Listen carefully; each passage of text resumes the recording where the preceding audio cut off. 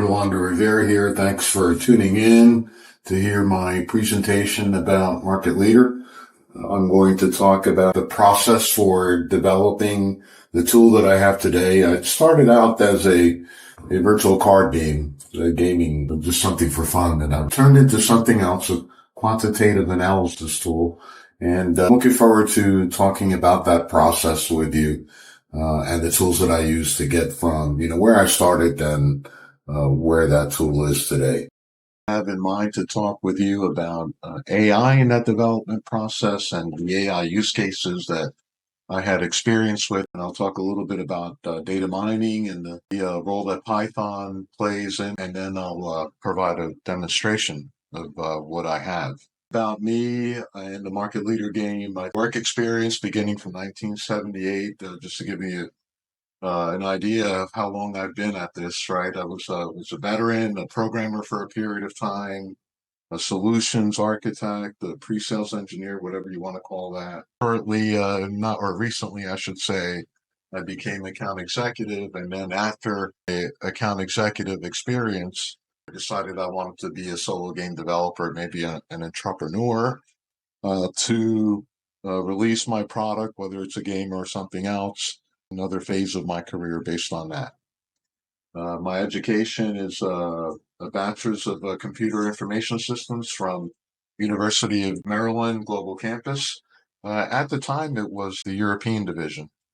I got my degree in the UK while I was shortly after I got out of the military. That was a lot of fun. But anyway, that's a little bit about me.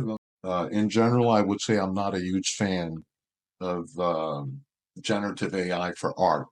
I think there's a lot of problems with that, and it's my personal opinion. You might disagree, but I don't like using it for those use cases, and I'll explain why. For coding and as a research assistant, those tools I would not have been able to transition from gaming to something else if it were not for using AI for coding and research assistance and my financial data analysis and my understanding of how to develop formulas in my code that would assist the end user in their investing decision making. Okay, let me move on. I think this is pretty obvious to everyone, especially in an election year, how dangerous AI and video can be. Not a fan, and I hope that there's very strict regulations against using it the way that I'm showing it in this example. And then my own personal experience, because I wanted to create a card game with a virtual setting, and I do not have any artistic talent at all. I did not have huge success using AI art tools for my own, development project, right? And the funny example is, that I use the tool where you input what you want the art to be. And in this case, I said I want a kid spray painting the word stocks on a brick wall. And I don't know, the AI came out with something just totally unexpected and unusable. It just didn't work, So in my mind, I label this as art without an artist. It doesn't work out. So in the previous use case with video, and in this use case, so far a big fat zero. But I'm going to show you something that after in the next slide, that I think is quite remarkable. When you have AI as an assistant to an artist telling a story, somebody with that creative talent, using AI as an assistant and using it with the right person driving the direction of what that AI is stating, right, in terms of producing artwork. It's just beautiful to me, and I wish I had that, but it's not me, and it was one of the reasons why I transitioned away from developing a game, because really, right, this is what gaming is in the modern era, right? And so I transitioned away from that. I am not able to produce a product like that as a solo developer. I couldn't do it, so I decided to transition away. But where generative AI, is very helpful is in this use case right here. So Let me explain the picture there. If you're not familiar with the Wolf of Wall Street, this guy was a stock analyst and he was very well known for having martinis for lunch and then going back to the office, right? So, in this case, not to replace this guy, but AI is very well suited to do what this guy is supposed to be doing in the office. Good book out, Python for Algorithmic Trading, that I use in my development. In my research, I actually borrowed some of the code from that book and integrated into what the market leader game has become today. But it's an excellent use case using generative AI for coding. And here's an example. I wanted to find out what the current price was, and so I asked Chat GPT to give me code for going out to using Y Finance APIs, sending out a query to get current price for that stock symbol and bringing it back. Use that code snippet, and then of course worked it into JavaScript and HTML to display it on the market leader UI. So that was like, wow, that was very helpful. To figure that out on my own would have been a lot more time. I do not have a financial analysis background, so I needed help with the formulas that were useful to make decisions about whether a stock should be a buy, sell, or hold. So I would ask ChatGPT things like difference between revenue and income.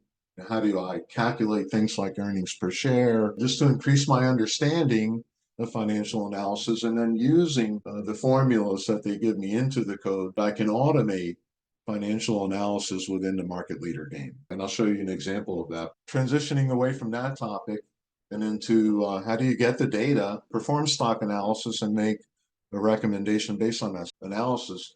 There's data mining, there's the concept of data mining. And it turns out that Python is very good at that as well. But there's a lot of rhetoric in the market about the value of data and that it is replacing oil as the most valuable commodity. And getting that value from data is a lot like drilling for oil.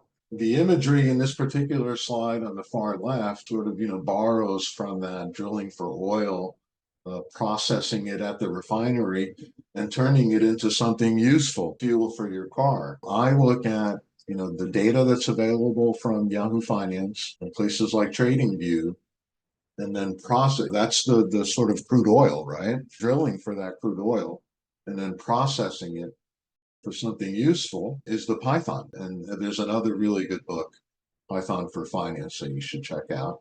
And then the end processing of that crude oil or the refinery processing that Python is doing in this case is fuel for investing. The output that the market leader game gives you to analyze stock and make your investment decisions. Quote from Walt Disney, the way to get there is just quit talking and begin doing, and that's what we're going to do now. All right, let me explain what is on the screen now. It's the market leader dashboard. The stock ticker is a trading view widget that's grabbing stock prices real time. I've selected some just to give the end user starting point, right, for what else is on the screen here. So let me start from the mid-center, the left to right, moving from left to right.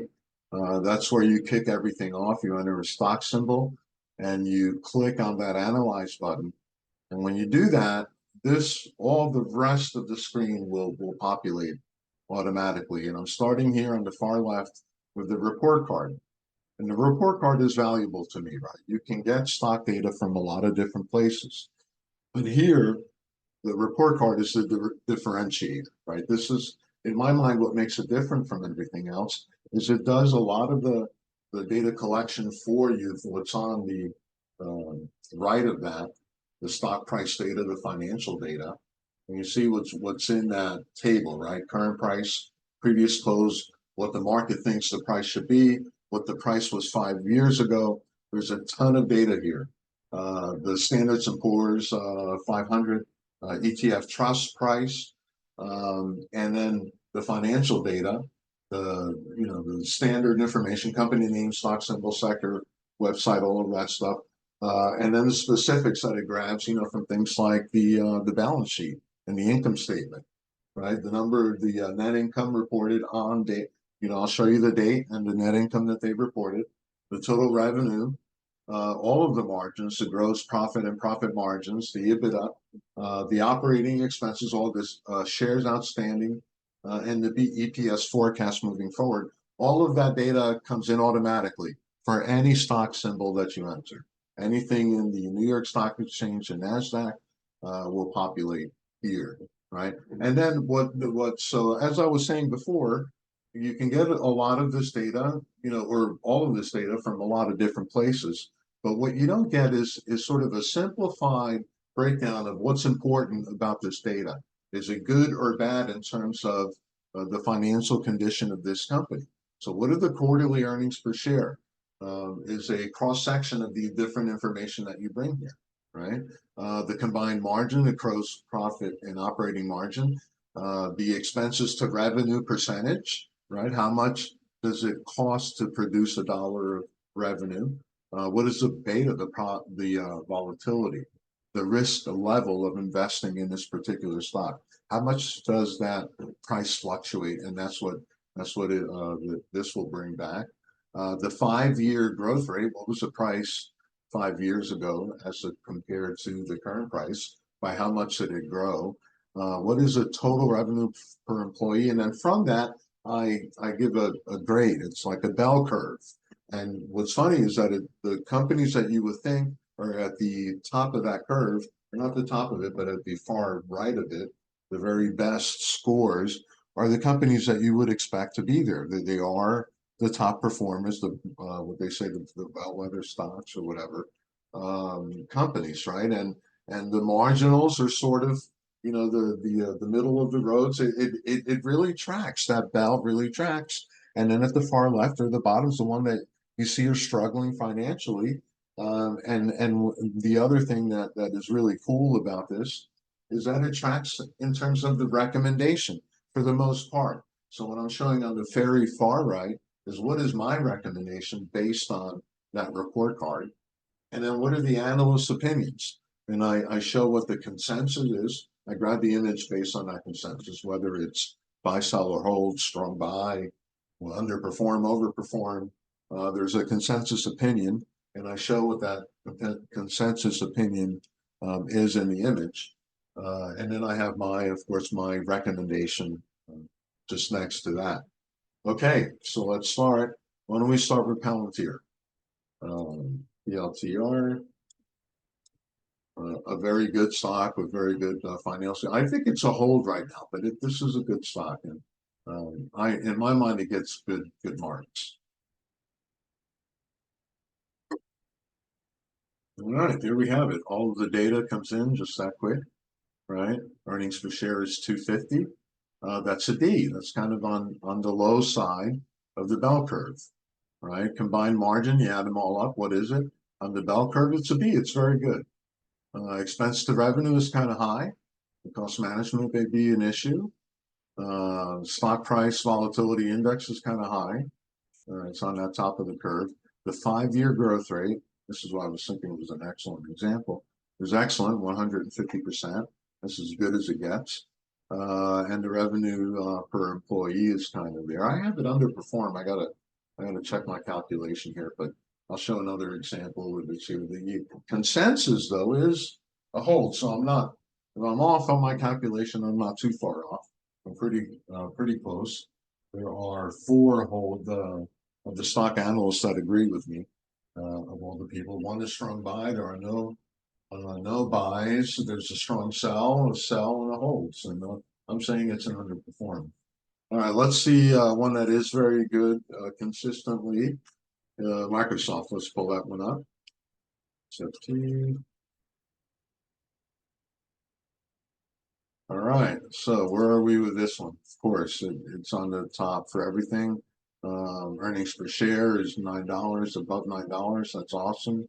Combined margin is 1.4. That's really good. Expense to revenue is excellent. Only 48% expense to revenue. Right. So low cost to acquire revenue. That's awesome. The volatility is better than most. It's under 1. The 5-year, yeah, everything is good. The total revenue per employee is impressive, so everything's good. I've got it as an overperform. um, strong buy, and the market kind of sort of agrees. Okay, so that's kind of two more things I want to show you about this interface before I close it out.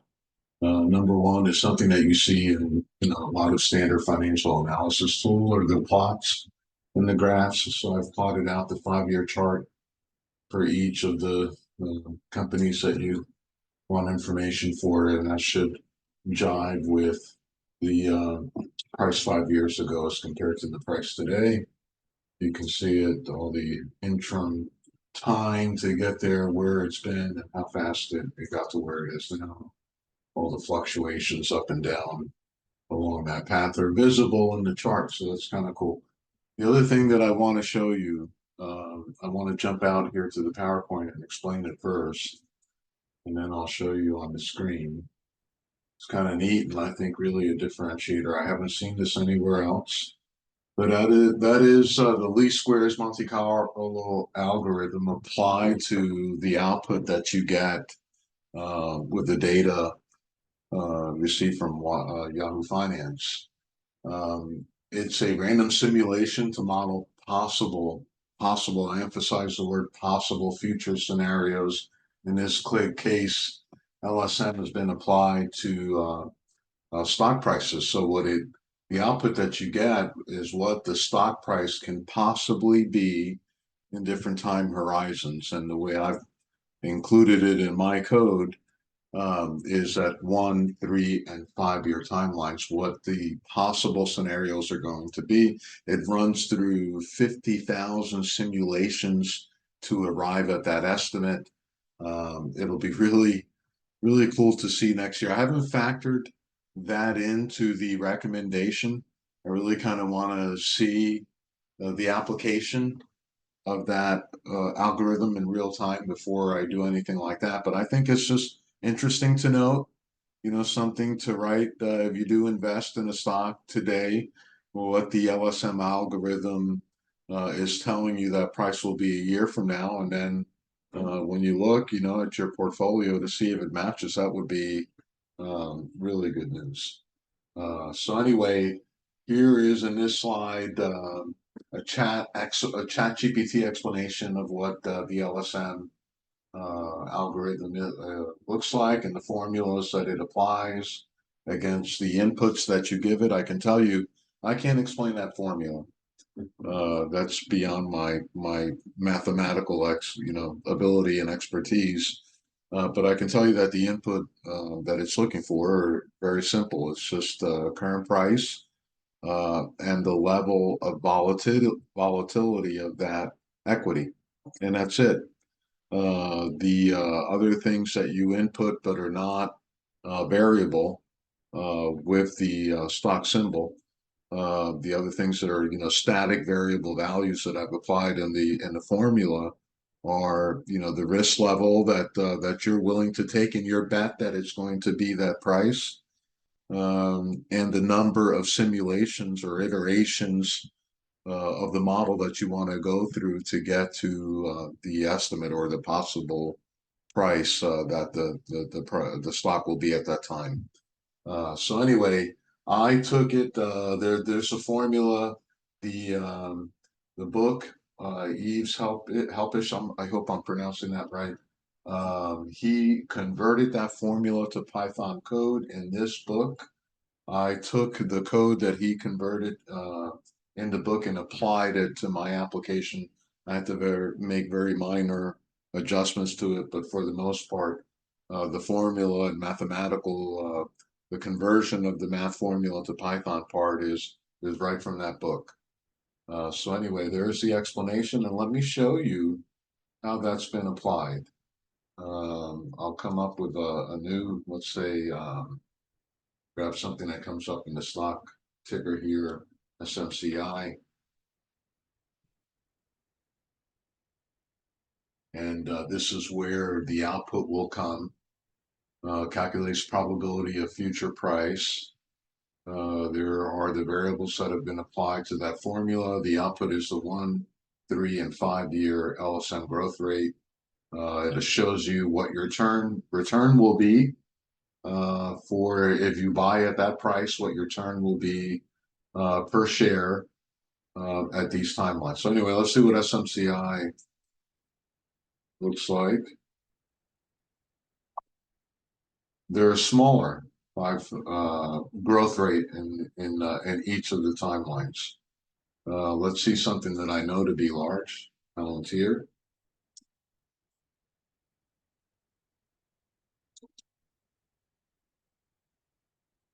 They have, for some reason, a very large return output from the least squares Monte Carlo algorithm. So according to that, this would be an excellent investment.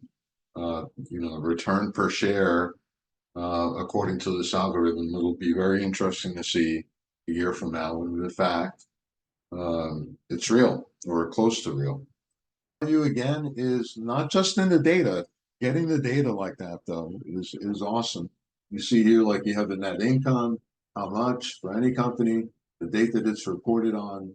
You have the total revenue, you have the margins, you have all of the data that you need for making a recommendation is available. There's of course a lot of it, a lot of other data. You can go to other places to get that. But in terms of, you know, participating in the stock market.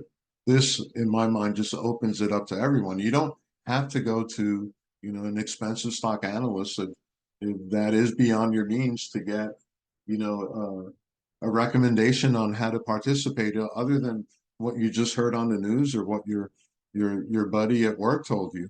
You can actually base your decision making on real data, and that is the value of this tool. And I think that's it. I have just one more summary slide that I want to show you beyond that, and then I'll end the video. I just mentioned that the tool is great for financial inclusion, right? It makes that information and the analysis of that information, it grades the values for that data in a way that helps you in your decision making in a very affordable way and very simple to understand way, in a way that that most people can relate to, right? It unlocks opportunities. The scorecard is central to that mission, and it will help you thrive in it. I hope you find this valuable. I will release the website soon. I'm not quite there yet, but I just wanted to share with you where I am in the project and what's coming. Thank you. Reach out to me anytime if you have any questions, email, whatever, through LinkedIn. There's my email right there. There's my LinkedIn. Reach out to me anytime if you have any questions. Thank you so much for listening.